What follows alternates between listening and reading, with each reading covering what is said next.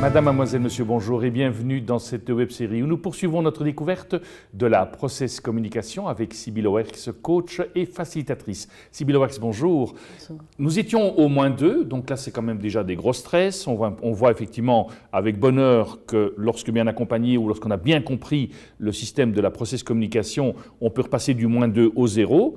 Mais vous aviez quand même annoncé précédemment qu'il y avait aussi un -3. Oui. Tout ça, c'est encore pire alors. C'est encore pire, effectivement. Dans le -3, il n'y a plus rien qui va.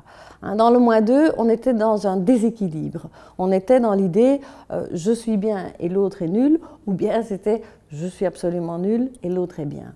Dans le -3, on va se dire moi ça ne va pas du tout et l'autre ne va pas du tout. Et au fait, on sombre là, on est dans la dépression.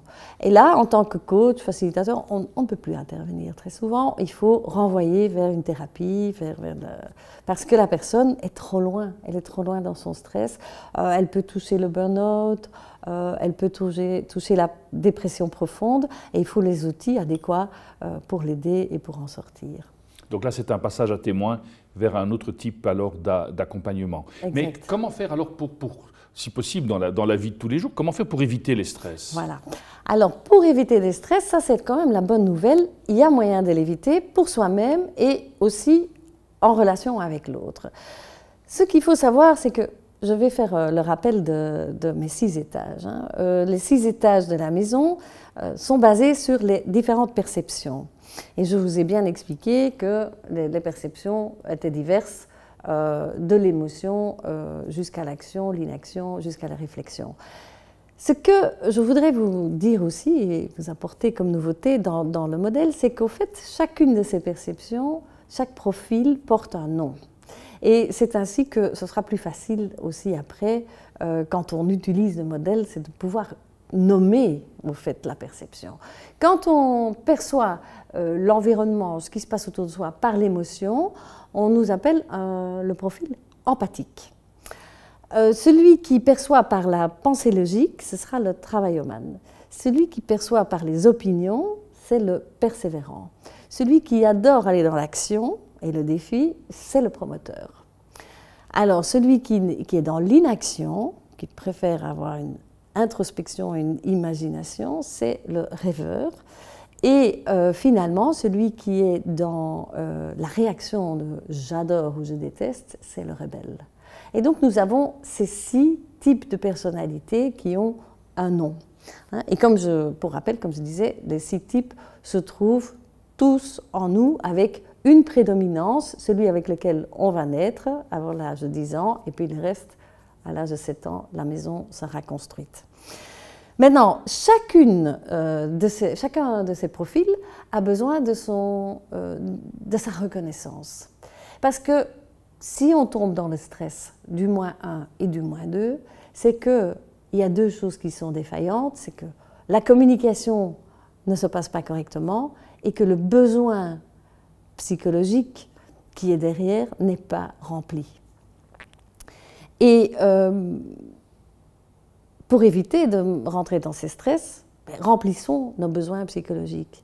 Si je sais que je suis une empathique de base, je sais aussi alors que j'ai besoin de me faire plaisir, de sensoriel. J'ai un besoin sensoriel qui est très important. J'adore avoir un environnement où c'est cosy. J'adore porter des vêtements qui sont agréables. Et j'aime aussi être reconnue pour ma personne, être aimée pour qui je suis. C'est quelque chose qui est très important. Pour le travaillomane, lui, qui perçoit donc par la pensée logique, lui, il aime être reconnu pour son travail. Mais pas seulement pour son travail, aussi pour sa structure. Parce qu'il adore faire des plannings. Et il aime être reconnu pour cela. Le persévérant, lui, il va aimer être reconnu pour ses opinions, pour les valeurs qu'il peut émettre, mais aussi pour son travail, donc de reconnaissance. Le promoteur, on en a parlé tout à l'heure, parce que quand on stresse, il devient manipulateur. Lui, il a besoin d'un défi. Il faut qu'on lui lance un défi et tout marche bien. Le rêveur, il aime la solitude. Laissez-lui le temps et il reviendra tout seul après. Et le rebelle, il a besoin de contact. Il faut qu'il y ait un contact avec l'autre et que ce contact soit ludique et tout fonctionne.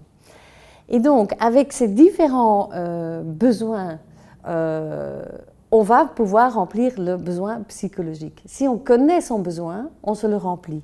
Si on découvre chez l'autre qu'il est en stress et qu'il nous annonce soit la manipulation, comme on disait tout à l'heure, ou qu'il dit je veux poser la petite question, donc c'est l'empathique qui, lui, dans son émotion, manque d'assertivité, reconnaissez-lui comme c'est tellement chouette de vous avoir parmi nous.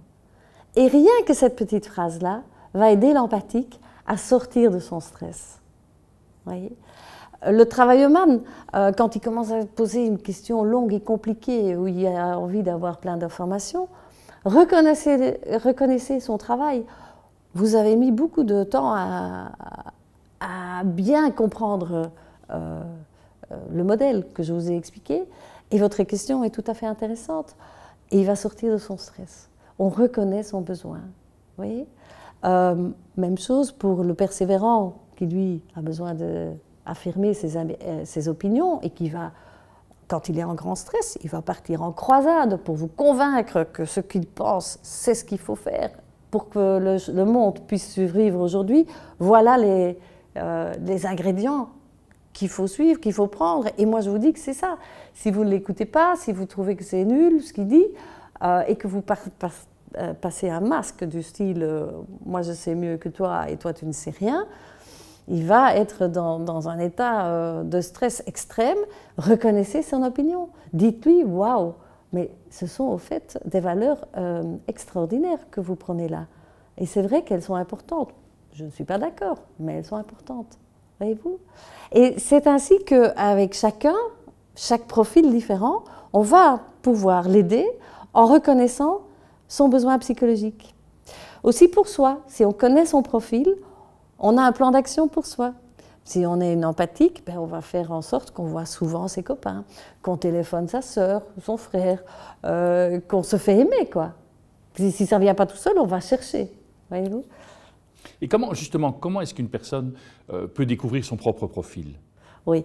Alors, il y a un test à faire. Hein. Donc, la Process Communication propose un test online, un test avec une quarantaine de questions, un choix multiple, ça se répond très rapidement. Et le résultat vous vient via votre coach, hein, vous vient dans votre boîte mail et vous allez découvrir ça avec un coach parce que seul ça va être compliqué avec un coach qui est reconnu en PCM. Mais c'est un modèle, c'est un rapport d'une vingtaine de pages qui explique en long et en large comment votre maison est construite, quelle est votre base, quels sont vos moments de stress, avez-vous connu des stress avant dans votre vie, oui ou non? Êtes-vous passé à un autre niveau, hein? N'êtes-vous pas resté dans votre base où vous vous sentez confortable parce qu'à un moment donné vous n'y étiez plus bien? Vous avez donc phasé, comme dit le modèle. Bon, il va vous donner toutes ces indications et il va vous dire aussi, à la fin de ce rapport, il vous dira, voilà votre plan d'action. Voilà pour vous ce que vous pouvez mettre en œuvre pour éviter de tomber dans les stress profonds. Mais quand vous parlez de la reconnaissance des besoins psychologiques, mais est-ce que tout être humain n'a pas ce besoin inné d'être reconnu? Absolument. C'est ça. Sans ce besoin, on ne peut pas survivre. Hein. Et ça, on a eu suffisamment de tests qui ont été faits, ou plutôt des découvertes qui ont été faites par la psychologie, en voyant que des enfants qui sont nourris et soignés, mais qu'on n'a pas reconnu, qu'on n'a jamais pris dans ses bras, qu'on n'a pas cajolé, ils ne vont pas survivre. Hein. Donc un besoin psychologique est vital pour pouvoir survivre, et on les a tous. La seule chose, c'est que les degrés de besoin, dans les besoins, seront différents suivant votre maison. C'est ça, au fait. Mais bien sûr qu'on a toujours besoin d'être reconnu pour son travail, qu'on aime bien être reconnu pour sa personne. Mais pour certains, c'est plus important d'être reconnu pour sa personne que pour son travail. Et c'est là que le modèle va vous dire ce qui est votre besoin primordial. Sybille Lowerx, merci beaucoup. Nous arrivons au terme de ce magazine. Je vous dis à très bientôt.